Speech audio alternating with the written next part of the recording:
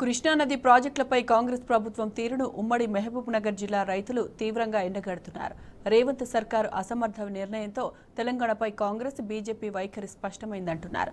కాంగ్రెస్ ప్రభుత్వం అధికారంలోకి వచ్చి 2 నెలలు గడుస్తున్నా సాగర్పై కేంద్ర బలగాలను ఎందుకు వెనక్కి పంపించలేకపోయారని ప్రశ్నిస్తున్నారు.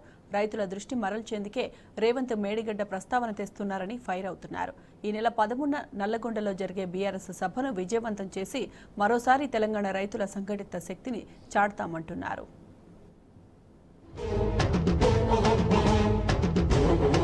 మరి ఈరోజు తాగే నీరుకు కానివ్వండి, సాగునీరుకు కానివ్వండి, ఈరోజు కేంద్రం ముందు మోకరిల్లాలనా అని చెప్పని మేము ప్రశ్నిస్తున్నాం.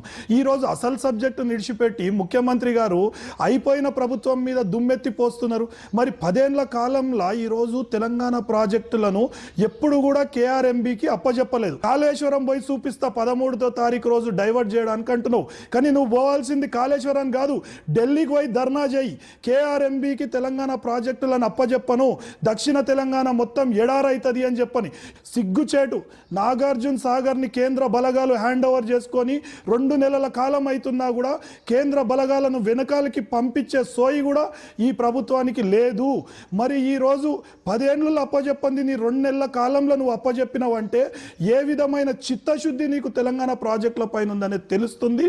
దీనిని రేపు 13వ తారీఖు నాడు నల్లగొండలో భారీ బహిరంగ సభ ఏర్పాటు చేసి మొత్తం రైతులకు యావత్ దక్షిణ తెలంగాణలో ఉన్న ప్రతి ఒక్కరికి అర్థమయ్యే విధంగా కేసీఆర్ గారు చెప్పబోతున్నారు. కేసీఆర్ గారికి మద్దతుగా యావత్ తెలంగాణ మొత్తం ఈరోజు కదలడానికి సిద్ధంగా ఉంది.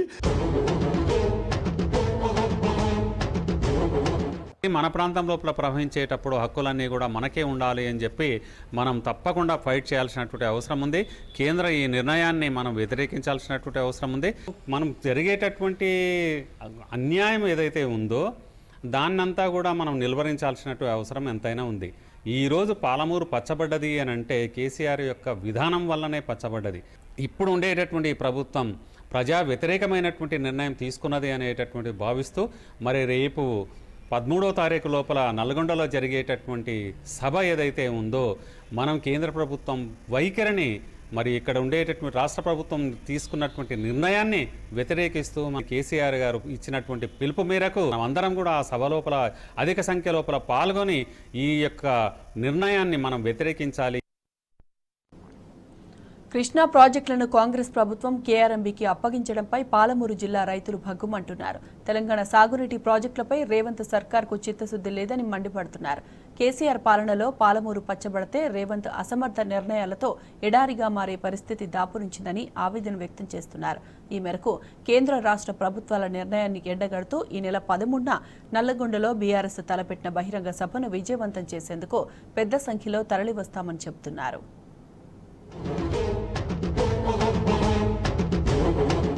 కాంగ్రెస్ ప్రభుత్వం కృష్ణా నదిపైన తీసుకున్నటువంటి ఈ నిర్ణయం ఏదైతే ఉన్నదో ఇది కృష్ణా పరివాహక ప్రాంతంలో ఉన్నటువంటి తెలంగాణ రైతులకు ఇది ఒక శాపంగా మారే పరిస్థితి. కృష్ణా నదిలో ఉన్నటువంటి మనకు దక్కాల్సినటువంటి సహేతుకమైనటువంటి వాట మనకు కావాలని పోరాటం చేసి రాష్ట్రాన్ని సాధించుకోవడం జరిగింది. ఏం నీళ్లు మనం ఇప్పుడు వాడుకోవాలనుకున్నా కూడా కేంద్రం నుంచి మనం పర్మిషన్ తీసుకోవాల్సి ఉంటుంది. 10 సంవత్సరాల్లో మన రాష్ట్రం ఏర్పడ్డ తర్వాత ఎంత చక్కగా మనం నీటి వినియోగం చేసుకున్నాము, ఎంత అగ్రికల్చర్ ఎంత డెవలప్ అని మనం చూసినాం. మళ్ళీ ఒకసారి రైతుల నోట్లే మట్టు కొట్టొద్దనే ఉద్దేశంతో చాలా పెద్ద ఎత్తున కాంగ్రెస్ ప్రభుత్వానికి కానీ అటు కేంద్ర ప్రభుత్వానికి కానీ వ్యతిరేకంగా నిరసన సభ జరగడానికి ఎక్కువగా జనాల స్పందన వచ్చేటువంటి అవకాశం.